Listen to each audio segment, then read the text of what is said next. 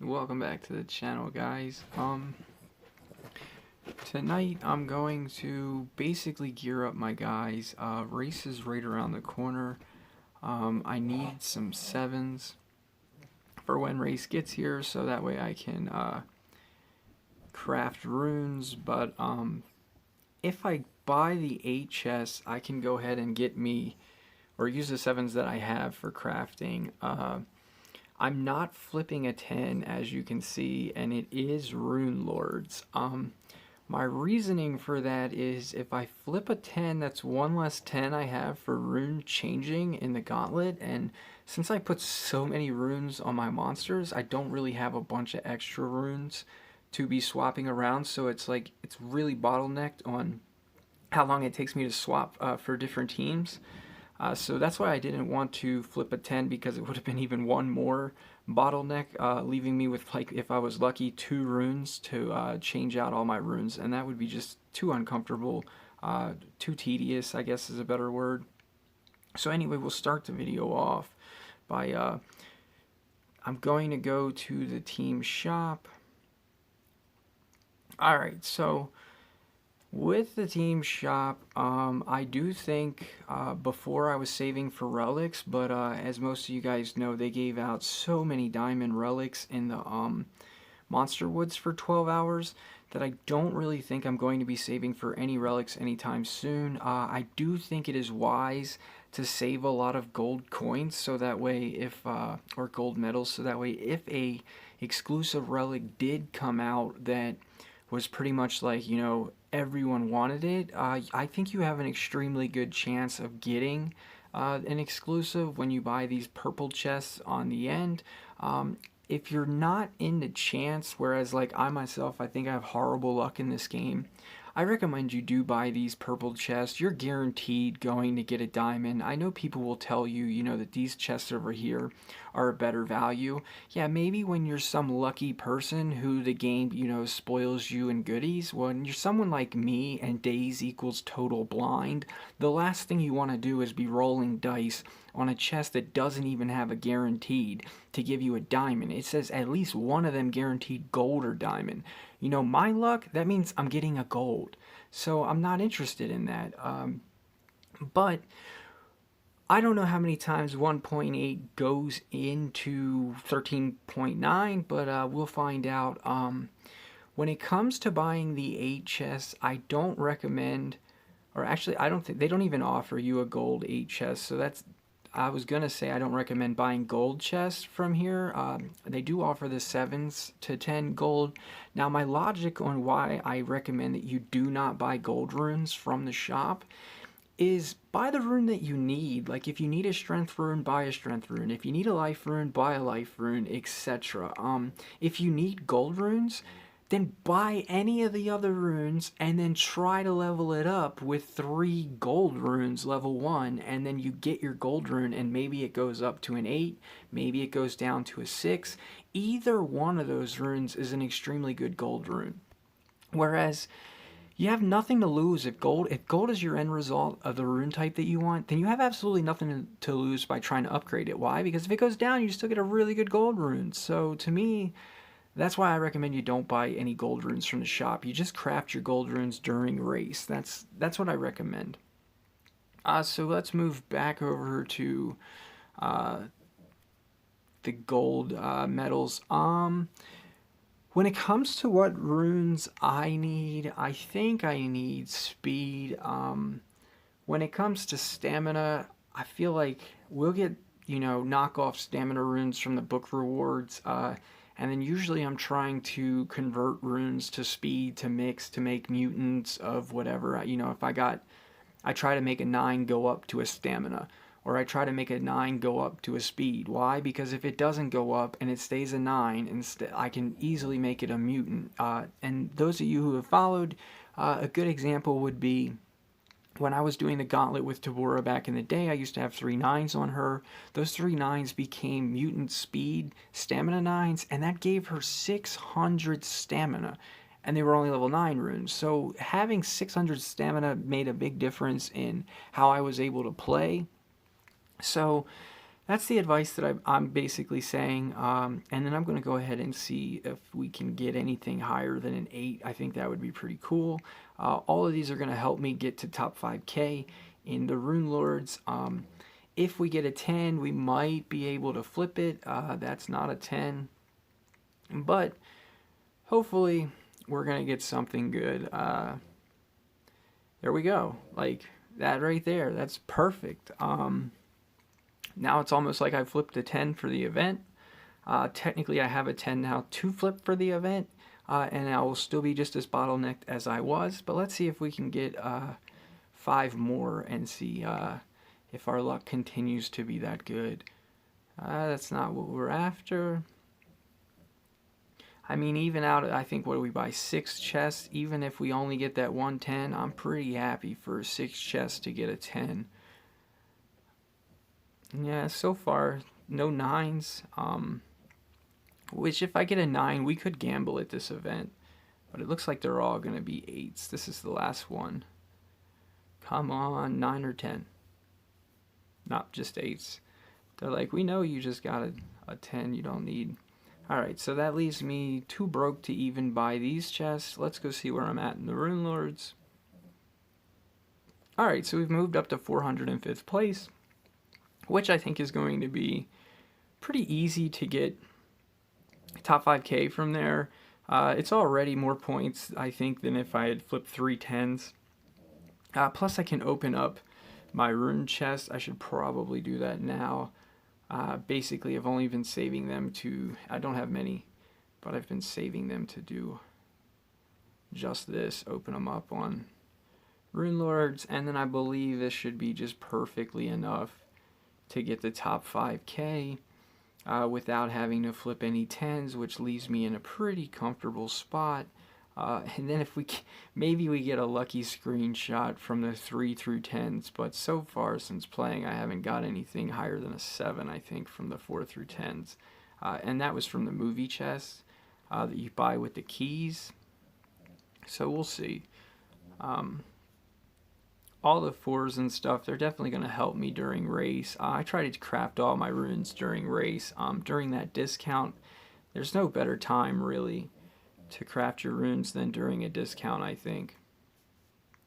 But let's see, what do we got left? 3 to 5s. Open them all. Alright, and then we've got 4 to 6s. Open them all. And then last but not least, we have a dice roll to see...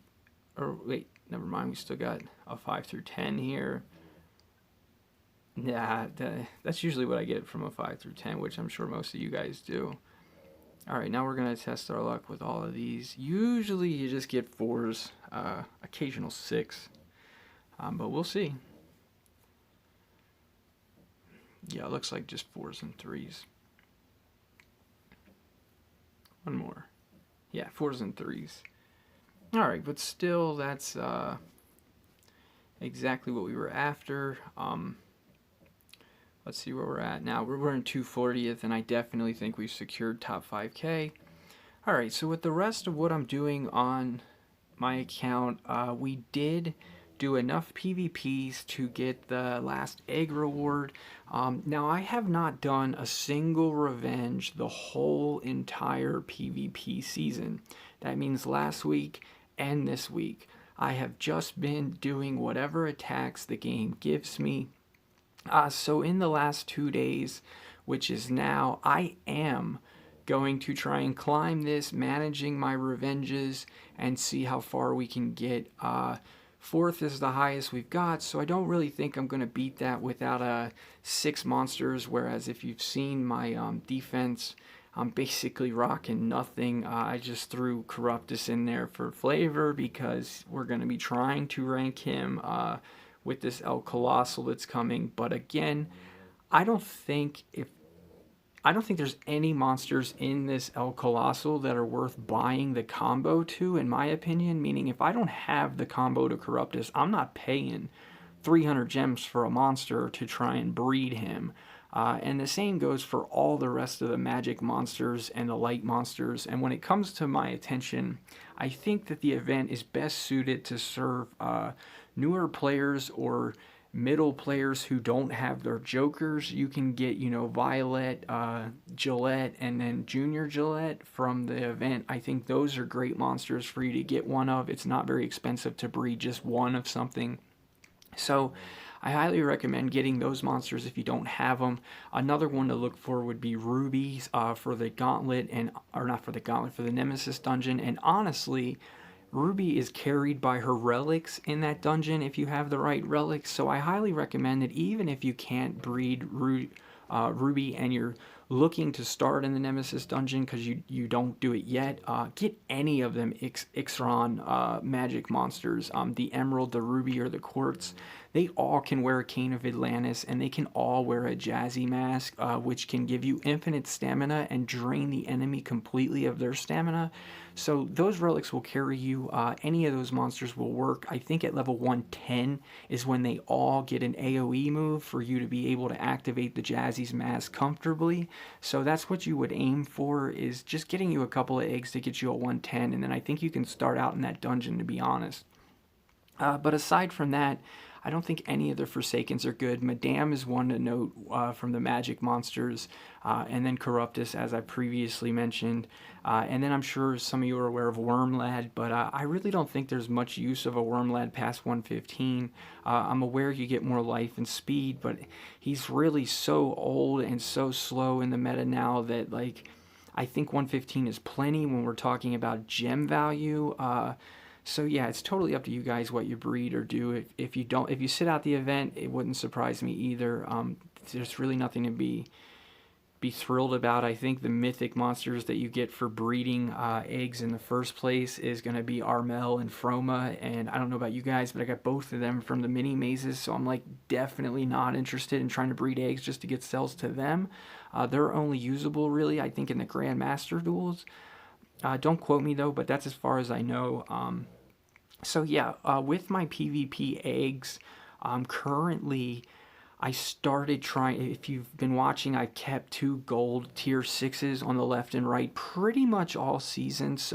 Since I realized that I thought I was getting better egg pools while having a full rack, whereas when my rack was empty, I felt like, or full of 30 minutes and 2 hours, I just kept getting 30 minutes and 2 hours. But as soon as I left 2 tier 6s in there, I felt like the game knew I was clogged and would be like, oh, here's a 6-hour egg, or oh, here's another 24-hour egg, and I would stay clogged.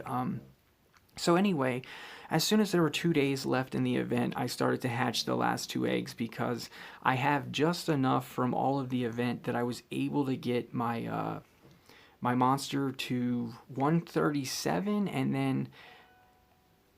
then with the eggs that I have currently, I've got the one in storage for 200, and then I've got the 400 sitting on the bench that we're trying to open now. That is already enough to get me rank 4, so there was no reason to try and farm extra eggs from the season and be backed up on the next season for the next monster and be holding on to 2 one-day long timers from the previous season. So that's how I looked at that. I am glad that we got the PvP monster rank 4. I do see a lot of potential in him when it comes to me trying to build an alt-free team. Those of you who follow my channel know I was talking about ranking VPaparu and trying to build an alt-free team with VPaparu since he could hard deny. Well, the difference between VPaparu and Lettuce, there's 2 differences. One difference is Lettuce has true vision at rank 3. I get it that if he dies, he loses that, but most of the early nodes, once you get your monsters high enough rank, you can manipulate outspeeding those nodes, and being able to outspeed those nodes means you're still going to have your true vision, and he has like an AoE deny freeze move, which can hit through the hardens and buy you time to get their traits down with a Tabora, and then the next turn around on him you can hit with the stun since he'll still have his true vision. And then in the rare occasion that you do go against the later nodes where that you're dying and you're losing your true vision, you can always turn transfer to this monster. Well, not always, but in most cases, you can turn transfer to this monster so that he's getting 2 turns in a row and use the first turn to re-put up true vision and then use the second turn to start your stun deny. So to me, this monster is worth potentially getting to rank 5 just for the process of building my alt-free team. And then when wondering why would you want to rank him that high, the answer is for his actual speed. So that way, if I'm going against a node where they have harden and stuff, but they're not immune to freeze, I can easily put team speed on everyone else so that he is faster, like the same thing you would do with a Kodama, and then he can go first and freeze everybody, just like Kodama could go first and drain everybody. The difference there is if you were to do the Kodama thing, you would have to rank Kodama to rank 5 for the same type of speed boost, whereas if I'm gonna rank a monster to 5, I would hate to rank monsters that overlap. So being able to rank just one monster to rank 5 is definitely what I'm looking for. I do think that Kodama is better at the, starting with him going first at 30k speed, trying to, drain a whole node. But to me, this guy is definitely going to come through, especially on the slower monsters where, or like on a day node where I'm used to having to switch out for a Kodama. How about being able to trait disable the Megaton, and then you're usually like, oh, well, what do I do about these hardened traits? Well, the same thing you were doing with Kodama, you were draining them, but with this guy, you can go straight into an AoE freeze, and then maybe even revert your Tabora so that you can go for a trait disable into stun. There's all kinds of options, but the idea is to build an alt-free team, whereas if a monster is hard denied, you do not have to worry about being alted. I see that some people are using, Moonhaze Essence on him. I'm using a Uriel Essence because I believe that in the case that you are going to get alted, having a Uriel Essence is not the same thing as risking an alt to me. If they're going to alt me and I still have a Uriel Essence backup, I don't feel that I'm risking an alt. I'm protected. Whereas if I'm running a Moonhaze Essence, we're playing on their stamina. Playing on their stamina is playing with getting alted. If they have the ability to charge their stamina in the first place, then they had a chance to alt you. So I'm not interested in playing with trying to get rid of their stamina. I'm more interested with trying to get rid of their turn completely. I don't want them to have a turn to be able to charge or alt. I want them to be locked down permanently. So that's the game plan that I'm going at with that monster. Now that I'm done with the PvP challenge, though, we will be able to start trying to climb the ranks. I came back in here because I wanted to show you guys what my battle log looks like. I think on defense we have over 10k opponents for the whole entire all but one. So yeah, I should be able to climb. If you're wondering any tips on what I recommend for climbing, I recommend roughly a 3 to 5 minute wait period when you get attacked back. Meaning, if you go to do your attacks and you hit the fight button and you're doing attacks and then you get attacked on defense and your shield goes up, I don't recommend going right back into attacking. I recommend you wait 3 minutes because the person who gave you a shield back was probably not the only person attacking you at the time.